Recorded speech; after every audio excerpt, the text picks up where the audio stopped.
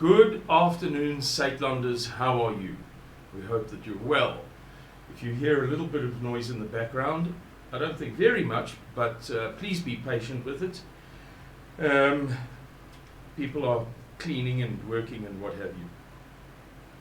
I want to chat to you today about a very sad event that occurred not so long ago, and its sort of conclusion in recent days, which is the sentencing, which took place today, is the 6th of October. The sentencing on the 28th of September, 8 days ago, in Durban, of Harry Knudsen, the head of the Crusaders organization. And as the title goes, this is by way of me describing who he is. 2 life terms for Crusaders leader who planned to overthrow government and reclaim it for white people. So this guy made a number of videos about, it's now 2022, and if my memory serves me, roughly the latter part of 2017, 2018, perhaps I'm out by a little bit, it might have gone on to 2019. We might pick it up in this article. Here we go.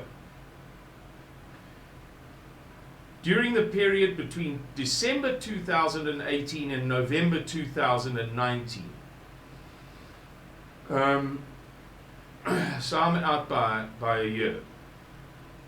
But this guy made a whole bunch of videos, which I paid some attention to on my, sorry everybody, as I said in the last video that I made or alluded to, I'm still finding my feet a little bit, having not made videos, not really, and very little attempts, for not quite a year. Anyway, on my WhatsApp groups, my Saitlanders WhatsApp groups, I have one for foreigners, it's the most important one, and then one for provincial leaders and other Saitlanders leaders, which is just a mirror image of the foreign WhatsApp group, and I throw in any good Afrikaans language stuff, which I obviously don't put on the foreign group, and then a smaller group for Mr. Miller and some of his people who are close to him. I kind of mocked this guy, not terribly, but he went about what he was doing in a very, very poor manner. Now, by no stretch of the imagination am I judging this guy any differently than I would judge, hopefully, myself or anybody else. In other words, if I say to you, the man is a buffoon, which he is in this context, that is not to say that he's not a better father than I am, a better husband than I am, and so on and so forth. I'm a bachelor, but that really just goes to the point, doesn't it?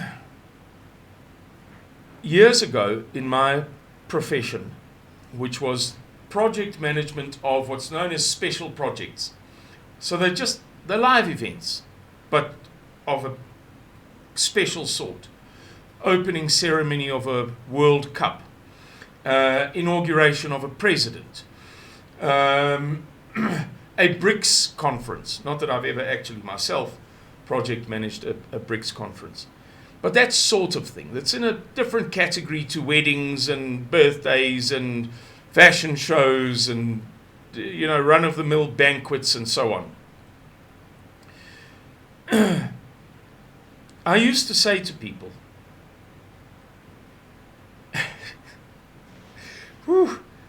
I was a bit of a ruffian. And I used to say openly, facetiously, what people call sarcastic, but it's not sarcastic.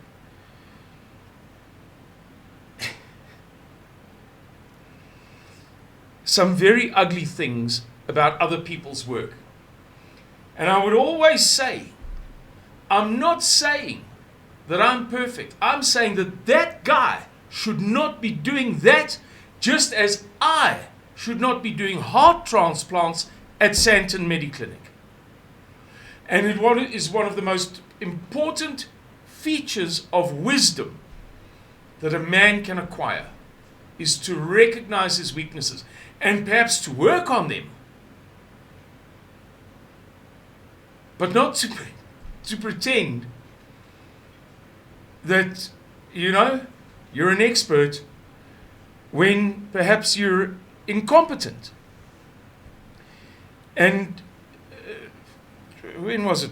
Today is Thursday, day before yesterday, 3 days ago.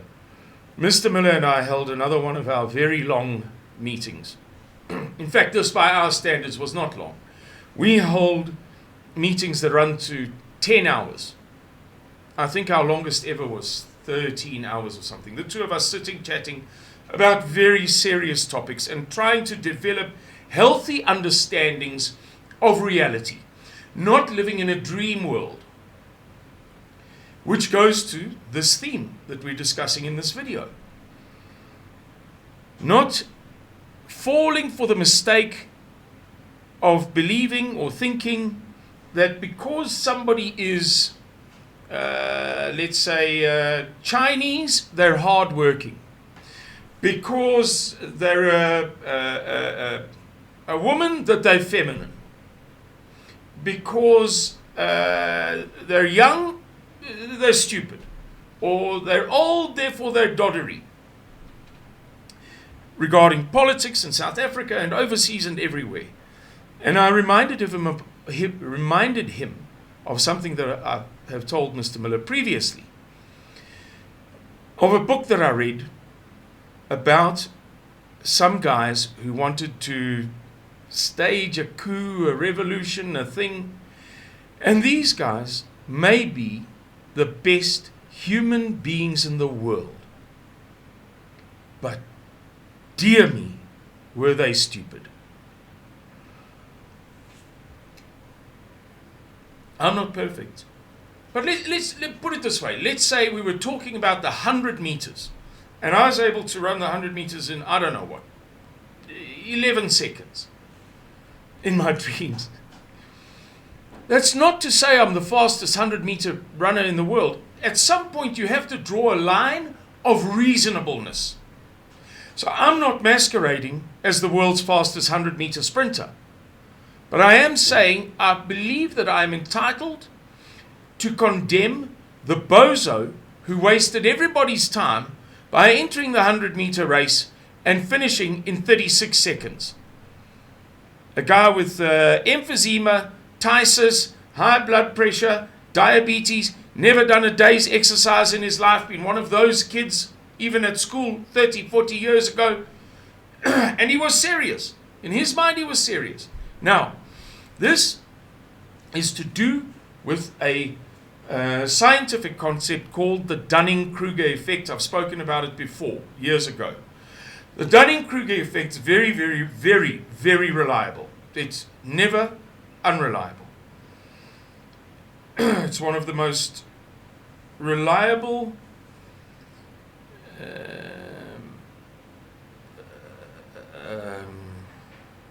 concepts when it comes to the human mind. If you take 10 kids and give them a maths test, you take one child deliberately who only ever scores between 0 and 10 for maths, sadly. 10 to 20, or 11 to 20, and so on to 100. Reliably, the kid who scores 0 to 1 to 10, or 11 to 20, or 21 to 30, those kids will come out and say something like, Some of them might be a little bit more shy, but at some level, they will communicate the following to you. I did all right in that one. Yeah, I think that was one of the better ones for me. The 3 girls who scored between 71 to 80, 81 to 90, and 91 to 100 will come out almost in tears. They will be nervous wrecks, and they will communicate to you in their own ways, according to their personalities, something like, sure, I don't know. I feel I wasn't prepared. That is the Dunning-Kruger effect, and it applies to every sphere of human endeavor. Every one. There are no exceptions. You can read about it. So, we have Harry Knudsen, who thought that he would be all right if he sent out WhatsApp messages telling the whole world how he was going to perpetrate a coup against the government. And at one point, he said, I don't want to misquote this poor guy, but he said something like,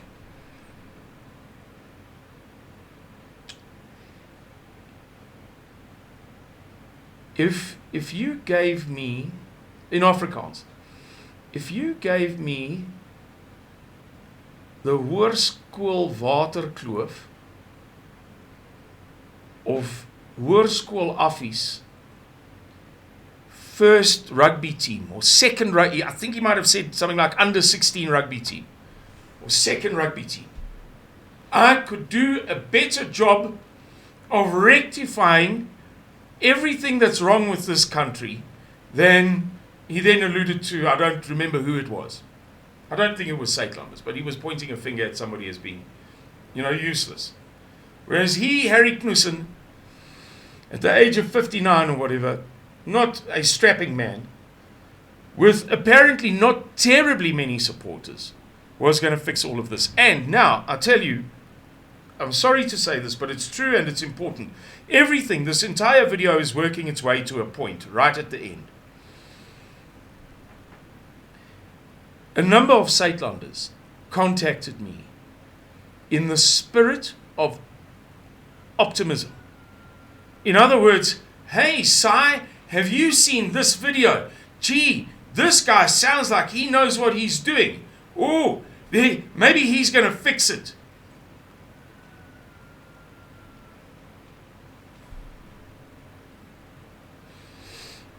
And it was fine. I dealt with them in a nice way.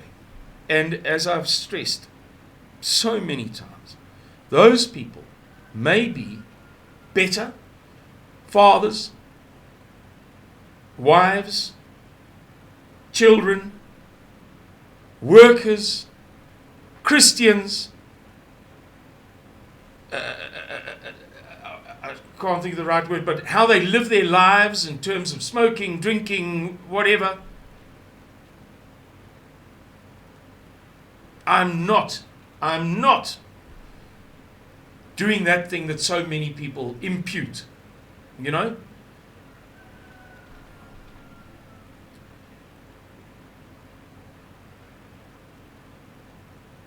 And now Harry Knudsen is in jail.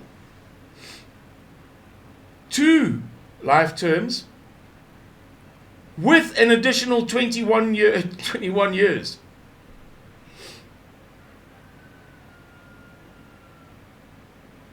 And 2 of his chommies, who pleaded guilty in December 2020, are each serving 8-year sentences.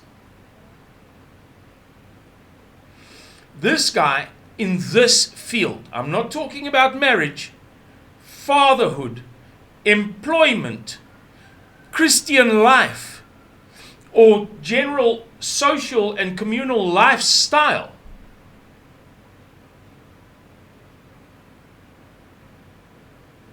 Not his manners, but in this,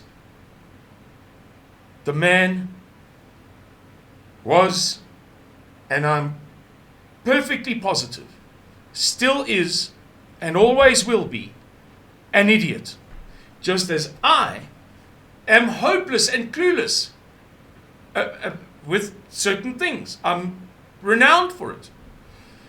Oom Johan and Oom John, my two big friends, decided some time back that they would give me a nickname. The nickname would be Jock, named for a dog, a notorious dog.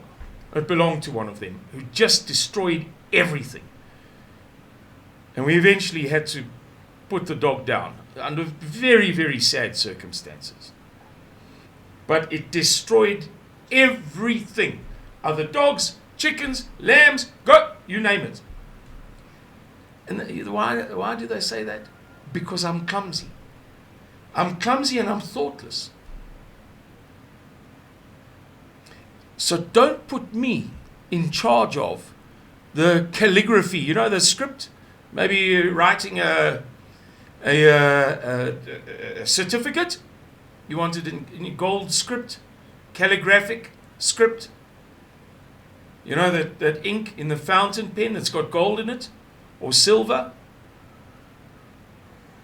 And if I come to you and I say, guys, I really think in die tyd wat voorlê, I'm the right guy for the porcelain. We've got to have porcelain. The most delicate bone china, as they call it. Or Dresden porcelain. Let me do it. Let me laugh at me and chase me away.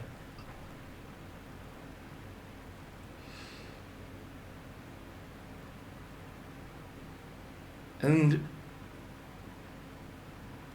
I'll tell you briefly, perhaps we can explore it more another time. This video is getting long. In that book that I read, these guys did a similar thing. They, at one point, these guys decide in their coup plot to appoint roles. And the leader says, right, you, I know you well. I've known you for many years. You are going to be the head of the banking, finance. You are going to be the head of the Navy. And you're the right guy for agriculture. And he gives roles that were military roles, right?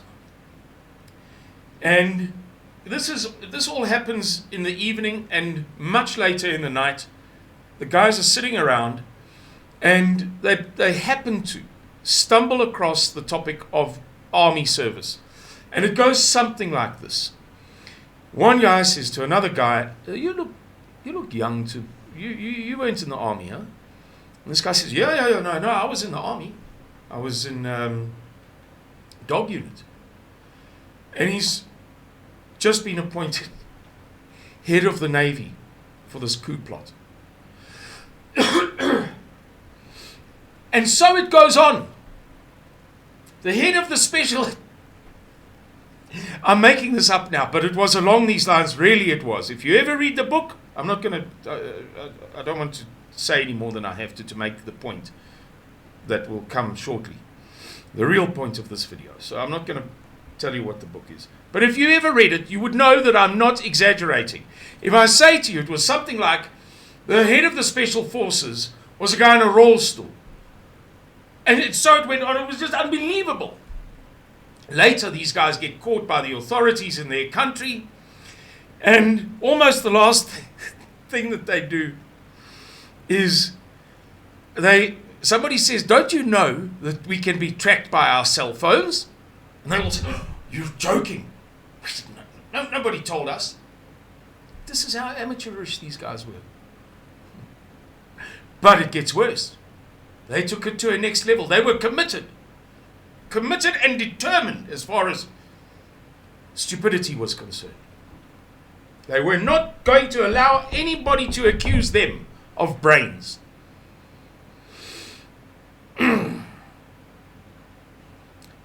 They decide in their flight across these countries, the authorities hot on their heels.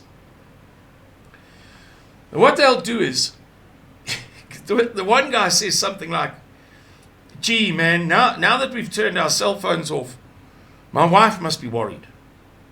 For pity's sake, you should be worried. My wife, another guy says, yeah, my daughter's having a birthday tomorrow. So they agree between them to turn their cell phones on every hour or so. And so Interpol or Scotland Yard, whoever it was, watches them go from place to place to place. They're off for an hour. Oh, we're in Paris. Oh, they're now in Montmartre. They were in London, they're now in Birmingham.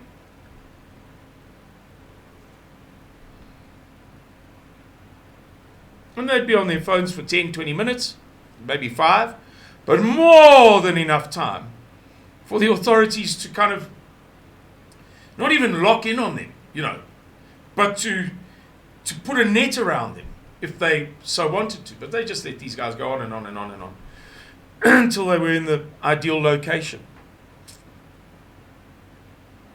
Unbelievable. That doesn't make them bad people. It doesn't make me a better person than them, or than they are. But that wasn't their forte. For certain, calculating risk was not their strength. Which is not to say that I'm immaculate. I don't say I run the 100 meters in 9.1 seconds. What I say is at some point you have to draw a line of reasonability, even if you are not perfect, even if you are not the perfect husband. You are yet entitled, as long as you are a reasonably good husband, to say, hey, I don't think that men should beat their wives. I don't think that guy should spend all the grocery money on booze. You can, in that sense, say something reasonable without being a harsh judge. Now we come to the point. With all of that in mind, ladies and gentlemen, I want to warn you very sincerely not to fall into this trap in these times. Whether you are Saitlanders or not Saitlanders. Whether you have an enormous ego or not. Whether you are firmly convinced that because you've won the maths prize in class 2, what do you call it, sub B, grade 2, you're a boffin when it comes to the figures.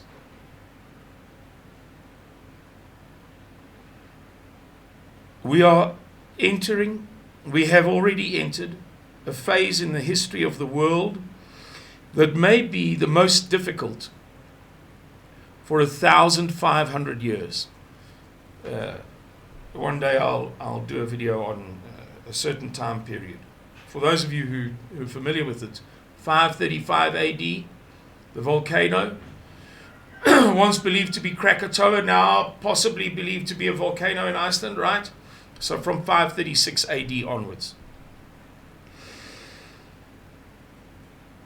But perhaps the most difficult time in all of the history of mankind. And there is going to be sore temptation to do it yourself, to take matters into your own hands, to become a vigilante, to become a revolutionary, to become an extra democratic actor, meaning an actor, a party acting outside of the democratic paradigm. Don't do it. Don't do it. You will land in jail, like Harry Knudsen and his 2 chommies, like those other guys that I spoke about, like the guys from, they called it Boeremag 2. The plot to blow up Nelson Mandela in the 8th of January 2012 at the University of the Free State Sports Hall, if I remember correctly. In jail. Like the guys in the Boeremagsaak, of Boeremagsaak. There's another classic example. Look at Janusz Valour. He's still in jail.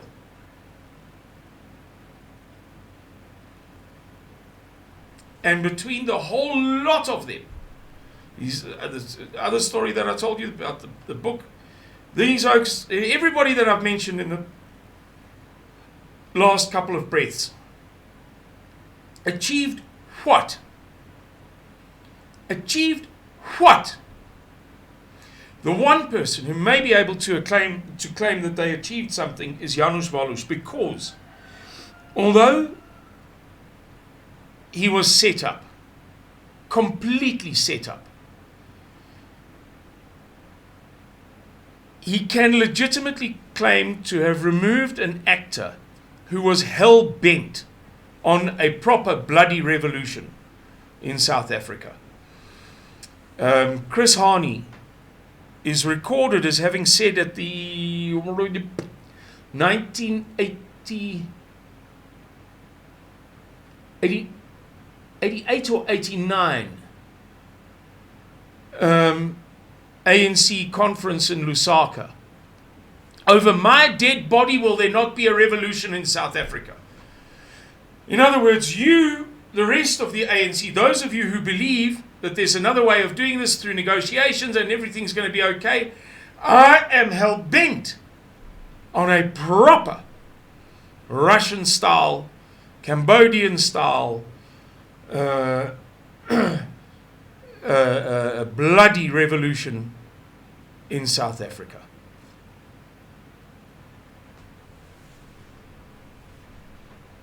But for the rest, they achieved nothing. Ladies and gentlemen, I tell you nicely, do not fall into the trap of believing that you are the right person to take it upon yourself to do reckless and irresponsible things. Now, I'm not making this video because of something that's happened in Saitlanders. I'm making this video because I know the feelings that I feel when I stand in the shower in the morning after spending 3 or 4 hours on WhatsApp. I tend to, not always, but I tend to go to bed early and wake up early. I just, in recent years, haven't been able to sleep well. So I often start work at a very early hour. And by the time I jump in the shower, my blood is boiling and I'm going mad with rage and frustration. Half insane with rage and frustration and distress and anguish. And therefore I'm prompted to make this video to talk to you who maybe feel even more strongly than I do. And who might be sorely tempted to, no, don't do it. Don't be like these guys who have paid such a high price for nothing, simply because they believed. Harry Knudsen, I don't know what his profession is.